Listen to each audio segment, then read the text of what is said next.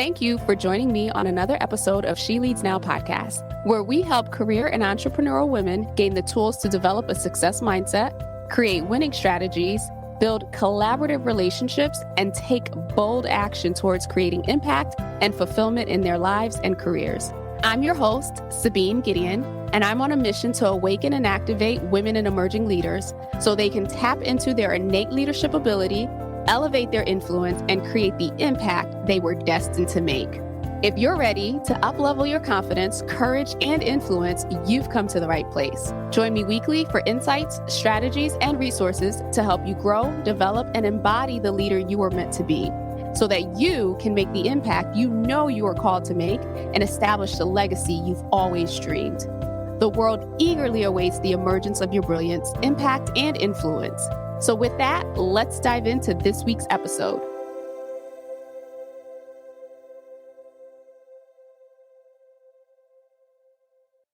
Hello and happy Wednesday, everyone. Thank you so much for joining, for tuning in. For those of you who are completely new to the show, welcome. I'm excited to have you here. For those of you who are returning, welcome back. I am equally excited to have you here. And so again, I'm Sabine Gideon. I'm the host of the show. I also serve in the capacity as an executive and career leadership strategist. My focus, or the people that I work with, are primarily women and emerging leaders. So with that, I want to introduce my lovely guest today, who is graciously here, Jennifer Anderson. And so Jennifer has over 25 years as a leadership career strategist and author, consulting with national and international companies to build their leaders into the leaders that everyone wants to work for, while also reducing employee attrition. She is a sought-after speaker about leadership and has addressed many industry organizations and universities. She is published in Forbes and other trade magazines, and her most recent body of work, her book, Call for Compassion, Building a Compassionate Environment for Collaboration, Community, and Connection, will be out on Amazon in this month. So with that, Jennifer, please share a little bit more about who you are, the major career milestones for those who missed you on episode 65 of the original Leadership Reloaded series. Yeah, exactly. Spring, thank you so much. It's so fun to do this with you again. It's so great. I love having multiple touches with people out there in the world. So thanks. It's really good to see you again. And thanks for all the good work that you're doing. I think it's important. So thank you for that. So a little bit about me. I mean, I'm the type of person who, over the years, I was the dutiful child who went to college and graduated because that's what your parents and your grandparents, at least in my family, that's what they were telling me. And so I went off to college to become a school teacher. And one semester into college, I'm like, what? No, I don't want to do that. And it also got me thinking about all my favorite teachers growing up. Were people who had careers outside of being a teacher. They'd gone and done things and then later pivoted into being a school teacher. And so anyhow, so I decided I'm not going to do that. And I remember it was one of those moments of, what does Jen want versus what is the dutiful family member going to do, right? And standing up on my own 2 feet and just saying, no, I don't really want to do this anymore. But other key things in my career. I mean, I'm definitely somebody who I really love to be of service in the community. I'm through my work and whatnot, I've always made sure to reach out in the community and do different service and whatnot. And I've served in different boards and different things. And to me, I feel like some of those are some of the juiciest ways to just eke really good stuff out of life. And so we can talk more about that too, if you like. But anyhow, that's a couple of highlights there. So I'm curious, we're in similar spaces. So talk to us a little bit about the work that you do today. Since that decision to move away from being a school teacher, what has that journey looked like, and how has that translated into your present day work? Yeah. So what I did is through college, I worked in retail because it was nice and flexible. I could get enough hours to work around my school schedule. And so I ended up getting into retail management. And then I got to a point where I'm like, This is hard. Like all my holidays sucked. It's just like I never could have like a Sunday off, things like that. And so I'm like, you know what? I don't want to do retail anymore, even though I was really, really, really, really, really good at it. I took like one of the lowest performing stores in the company and took it to the top 10. It was like unheard of kind of stuff. And so, but I just was like, I'm good at it, but I don't love it.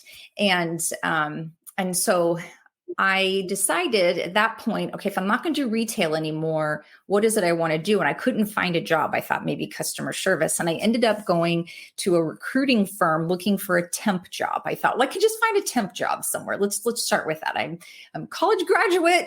I'm an intelligent person. I've managed the store. Like, I'm sure they can find me a job. And they said, do you want to be a recruiter?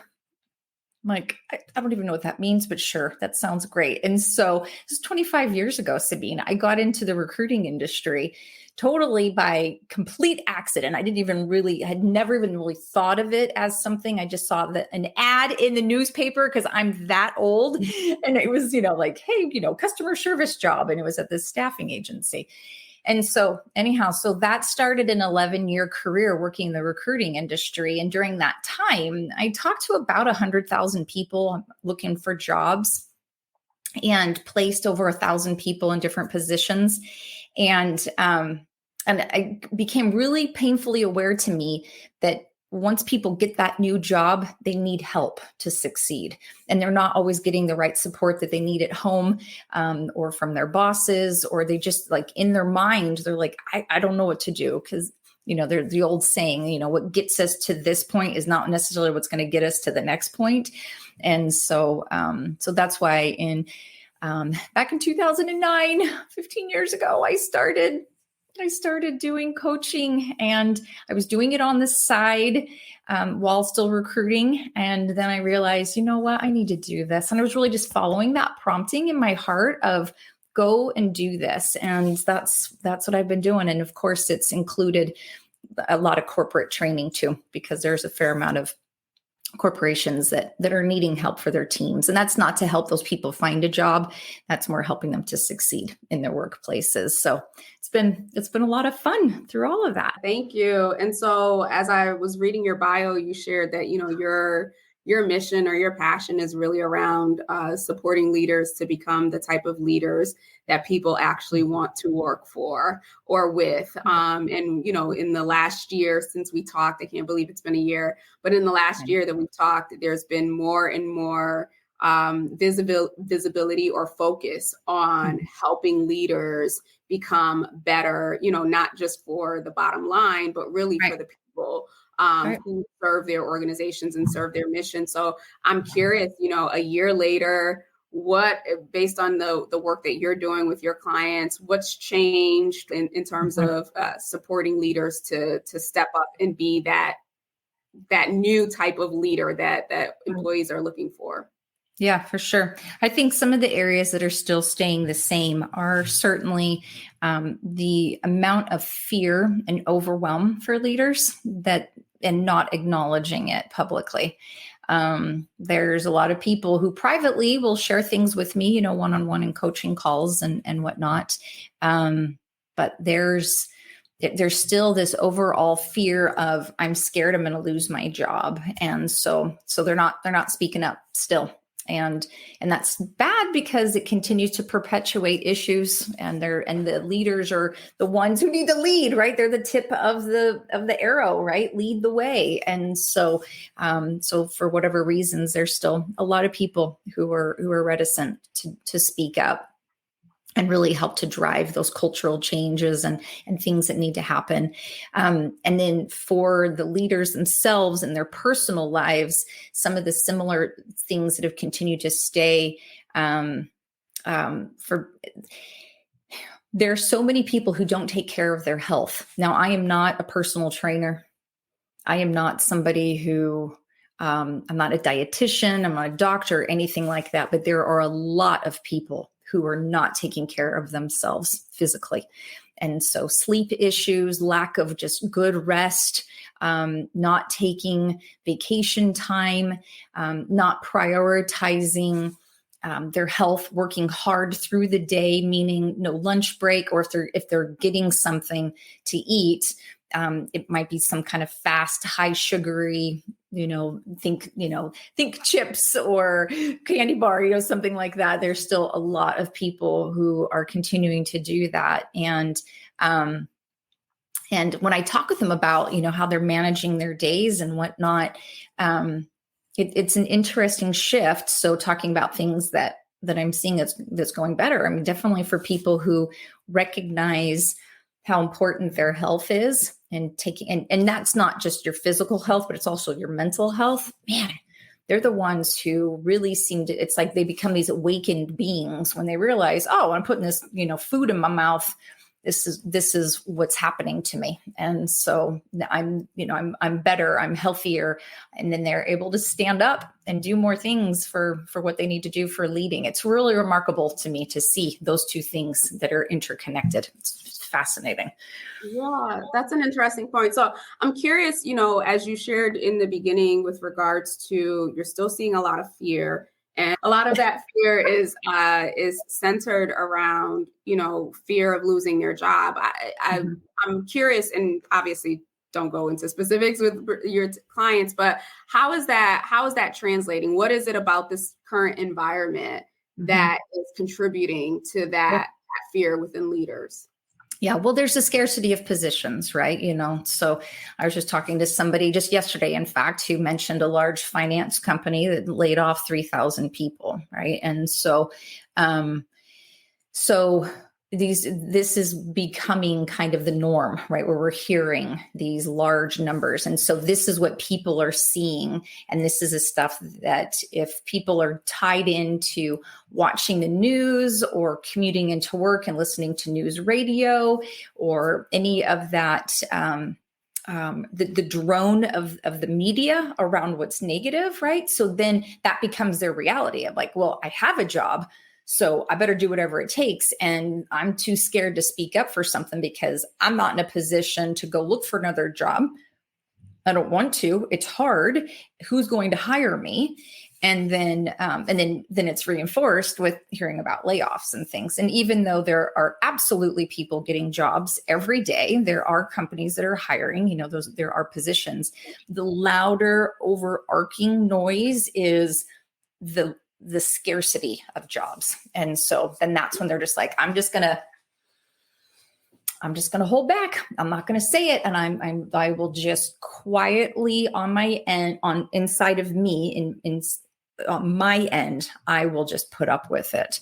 And so I think that people are starting to learn to deal with, with that reality for themselves right now. And it's sad, it's really sad because they know also that they're feeling like they're not doing enough for themselves, but also for their people. And that's where it starts to get really hard. Yeah, that's interesting because, this time last year when we were talking, there was already this extended period of fear and of unknown and of certainty. So people were already, especially leaders, they were making decisions that were rooted in fear. Whether that, was around for themselves, their businesses, their organizations, you name it. And here we are a year later where it feels like that same tension is there. It's just a different target, if you will, or it's due to a different issue. Which, as we know, as coaches, right? Like whatever we consume is what we project out there. And so I can imagine that this is having an impact more than just the leader itself, but the organization as a whole. It's interesting, especially during times like this where there's a lot of uncertainty and there's a lot of fear. I think that this is the type of time, at least this is what I'm doing, where I double down more so on who I am, what's my mission, what am I driving towards, and filter out all the noise, because you can't even effectively lead yourself, let alone an entire team, organization, department, you name it, if you are so consumed with everything that is coming at you. So I'm curious, just for you in general, not necessarily your clients, but what do you do? What are some practices that you've put in place to kind of keep yourself focused and whole on, what the mission is, what you're targeting, and not get sucked into the fear mongering and the scarcity and the lack consciousness that's out there. Yeah, for sure. Well, for me personally, I start my day in prayer. I am all about talking to God, opening my scriptures, and having that quiet time. I have a daughter who is 8 years old, and unless there is an emergency, she knows that she is not to interrupt me before 7:00 in the morning. I'm not a very Christian mother if I don't get some time. I'm just going to be honest about it. And so having that quiet spiritual time in the morning for me it's almost non-negotiable. Mm-hmm. And so, I mean, even if we go on family vacation, I'm still doing it. And so, and there are people who are like, well, don't you want to sleep in? I'm like, no, not really. I'm good. Because by 6:00, like I'm already like used to waking up anyhow. So, and I'd rather have that peaceful time, that quiet alone time with me and God than getting an hour of sleep, quite honestly. Like I really, it's that much more of an importance to me. And then I actually am very careful about what I eat. I can tell when I'm not eating well, like I just don't do well. My stress levels I just can't handle it. And I'm not responding as patiently and as kindly and as compassionate for myself as well as for others. And so, and that's, again, this isn't because I talked to like some doctor somewhere and they're like, you have to eat this and this, and like, that's not what I can just tell. I can absolutely tell. And then the other thing too, is I've gotten more and more exacting with cutting things out of my schedule and being very, very particular about my schedule. And that makes a huge difference for me because I can tell if I have too much packed in, I can't handle the stress of the things that are going on. And so, and I know that I'm in a different situation where I'm working from home, and as a business owner, I have a lot of choices, right, of how I'm going to spend my time. And that can be very different from somebody who is an executive working at a company, and the expectation is that you're on from 8 to 6, right? However, even when I used to work full time, I used to make sure that I had the type of lunch break that I wanted to have. And if that lunch break was with a friend or with a client or whatever it was, like that was still a priority for me in the middle of the day. And it didn't matter if I was working till 6, 7 o'clock at night, it didn't matter. I still made sure to have that little time for me in the middle of the day. And so anyhow, so I've continued to do that. So it sounds like your strategy, if we want to put it that way, is really around being intentional on what you feed yourself, right? So that pouring into yourself first, that whatever you are consuming, whether that is food, whether that is information, whatever it is out there, that you are very selective about that. And that allows you to do the work that you're doing. And something that you said too was with regards to, us being in a different environment where, to an extent, right, we have some control, or we have more control over our time. But as you know, being an entrepreneur, that's not always necessarily the first thought, right? Most entrepreneurs, like, they are workaholics, AKA recovering workaholic right here. And, so much of our time, so much of our effort, and so much of our energy is put into this too.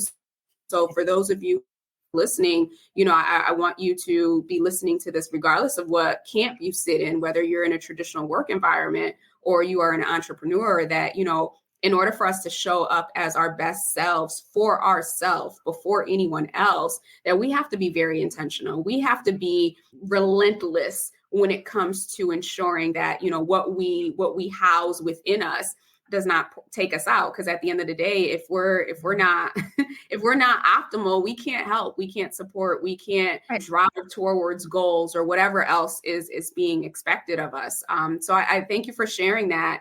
And then one other thing that I wanted to touch on too, because, with your book coming out around compassion, that has risen to the top of the leaderboard, if you will, if you look at top leadership competencies and what organizations are really stressing right now in terms of behaviors that they are expecting their leaders to demonstrate. And of course, employees are expecting that as well. So I'm curious, and you don't have to like spill the beans on your book, but, if you could share with us just some high level points around what it looks like to be that compassionate leader and what it looks like to build community and connection and everything else. Yeah, absolutely.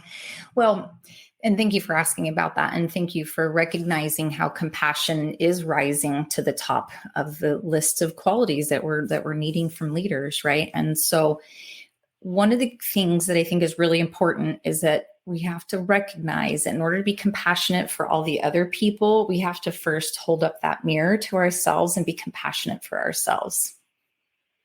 Okay. There are a lot of people who are, it's like in their mind, they're going over problems again and again and again, problems that they created, or that they feel like, oh, I should have seen that. I should have gotten ahead of it.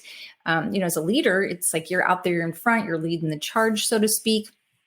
Depending if it's big or a small team, it doesn't matter. There's just a lot of that visibility. And so we tend to take things on ourselves pretty heavily. And so I think a key thing, and I get into this in the book, is that in order to have that really good collaboration in your workplace community, is that you have to recognize that you're one of those individuals contributing as well. And if something's off, you've got to deal with it. You have to deal with it, because you cannot go fix other people who seem like the problem children people at work if you're not even looking at your own things too. And it doesn't mean you have to be super open about it, be like, okay, everybody, I suck at this. You don't have to necessarily do that, right? But at the same time, just for yourself, well, acknowledging it, right? Instead of squishing it down. Right? And it's like, stop doing that. That's not serving anybody. And it's definitely not serving them as the leader. And so when you're seeing that emotion, when you're seeing that thing, that memory that you keep circling again and again and again in your immediate thinking, it's not just somewhere in the back, right? But just keeps coming up again and again and again. I would invite people who are watching this to just stop and take a time out, please, for the love. Pause and recognize something is trying to show itself to you. Don't try to squash it down. Stop and say, wow, what is this, right? Let your curiosity and say, what is this thing? What's happening here? What's showing itself to me? And this is where having a coach or a mentor is really helpful too, because you can talk things through with people. And then look at that and get real about, okay, well, what's the story behind it? And then there's a whole process where you can reframe things and, whatnot too. But sometimes just that first thing of, well, why is this keep showing up? And there's so many people who are running so fast, Sabine. We're going so fast still as a society that it's like, I don't have time for that, right? I don't have time to deal with this. And then it's going to keep coming back, and it's just going to keep biting at you. It's just going to keep biting at you, right? And so when do you ever finally stop and say, okay, I am worth the time. I am just as important as all my people, right? There's a lot of coaching I do. Companies bring me in and they'll have me coach with individuals. And there are so many times people are like, oh, I'm so glad for all the things that my company's doing for my people. I'm like, okay, let's talk about you. What's going on for you? And they're like, oh, I can't remember the last time I had a coach, right? So again, they're like trying to get all the love for other people. I'm like, you deserve this. Let's lean into it, right? You deserve it. And and I love watching that shift for people. They start to settle into like, yeah, you know what? I actually do deserve this, just like I deserve to have that hour alone in the morning before my day goes crazy. It's okay, but I have to be intentional. I got to plan for it, right? The same thing for people. It's like if your calendar is so tight and you don't have any spaciousness, when that thing that's bugging you, that keeps nipping at you, when it keeps showing up, you don't have any time. Absolutely. As I'm thinking about what you were sharing, and even what you stated before with regards to fear, oftentimes, whether you're sitting in a leadership role or not, what keeps us from, I guess, dealing with or exposing even to ourselves what some of those challenges are is, a lot of people, we aren't taught how to effectively deal with emotions, right? And if we were like the dutiful child like you were, or the high achiever, or the person who, was always rewarded for when they were doing good, it takes effort, it takes work, it takes practice to learn how to be okay or sit in with what we previously defined as failure, and allow ourselves to, work through whatever those emotions were. I don't know about you, but if failure even hinted like it had come near me, all of a sudden it wasn't even about me failing at whatever the thing was. It was a personal attack within myself of not being worthy and not being this and not being that. And, it's taken time to work through some of those internal messages. So I think the encouragement here for leaders is, for some people who are thinking like, okay, well, yeah, of course I'm compassionate, but they know they're not, right? Compassion really starts with when you feel an emotion that does not feel good. What is your first reaction? Is your first reaction to ignore it, to stuff it down, to speak it away, to, positively affirm whatever? Or is it just to sit with it and say, you know what?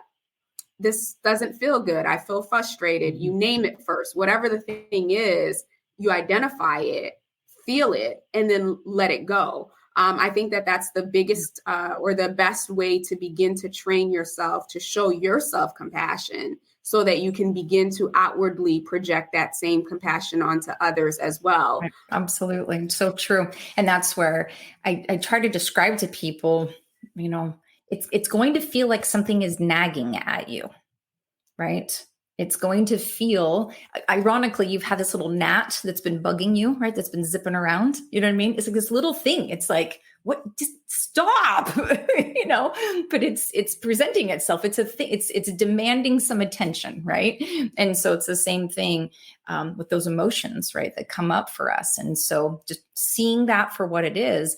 And if you're so busy constantly consuming so much media, like I would tell people, Mike, turn off the television, people.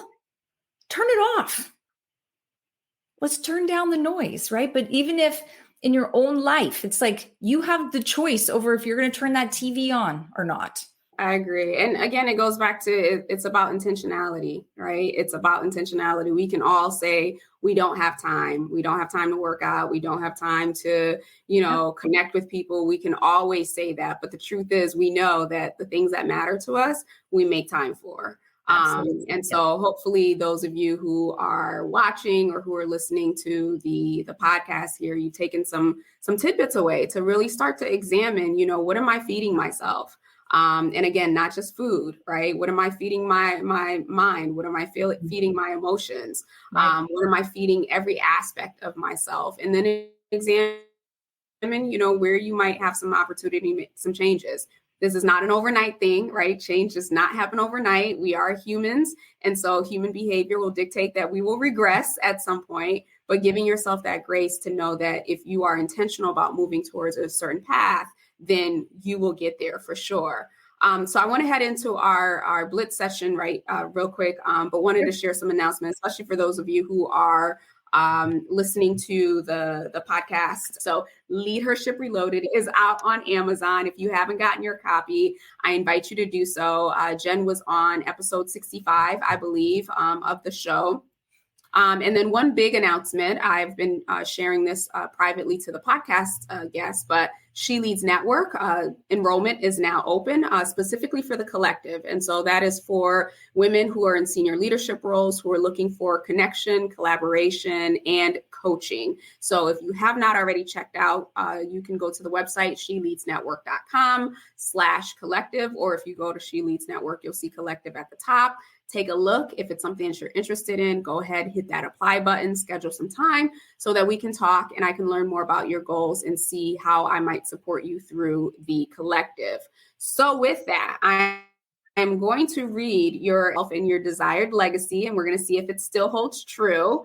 And then if you would share outside of your book, of course, if there are any books that you would like to recommend to the audience. The desired legacy is to be someone who demonstrated that people can have compassion for themselves and then have compassion for others. Does that still hold true? Oh. Absolutely. And it's fun to think about.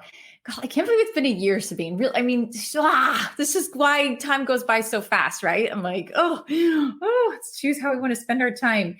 But I just think about even in the last year, the cool people that have come into my life that I didn't know even a year ago. And glad to hear it. Yeah. So with that, have there been any new books in the last year that have popped up in your sphere that you would like to recommend? I recently did a deep dive in John Mark Comer's book, The Ruthless Elimination of Hurry. And it's fabulous. So good. He's a pastor at some mega church in Portland or something. So I've never seen him live, but he really gets into how important it is that we just slow down. And I enjoyed it so much. I actually hosted a book club with some other women. And none of them had heard of the book before. So they were really grateful that I even put it on their radar. And John Mark Comer shares some really good ideas about what we can do. One of them even was as simple as come to a full stop at the stop sign. I know that just totally just broke the internet right there, right? What? Yeah. Who does that? No, sir. I'm like, a full stop? What a novel idea. I love it. Okay, so we will be sure to include that in the show notes. So that is The Ruthless Elimination of Hurry. So with that, Jen, thank you so much for coming back on the show. I'm excited for your book, especially excited to have that out in the atmosphere because we need more compassion. We need more grace, and not just for people who are sitting in leadership seats, but for us as a society in general. So thank you for that. And then certainly for those of you who are listening to the show, please feel free to share this and of course, subscribe, leave a review. And if you have questions or ahas, you can always reach out to me at support@sabinegideon.com. So with that, have a wonderful rest of the week and we will be back next week. Take care. Thank you for tuning in to another episode of She Leads Now. If you found today's episode helpful or got a piece of insight that you plan to implement in your business or organization, I would love to hear from you. Connect with me on LinkedIn at Sabine Gideon, that's my handle, and send me a private message. Or feel free to go ahead and leave a review on either Apple or Spotify. I also invite you to share this episode with anyone in your network who you think might benefit from this content. Lastly, be sure to check the show notes and the description below for links to resources, including relevant downloads, articles, and any upcoming training.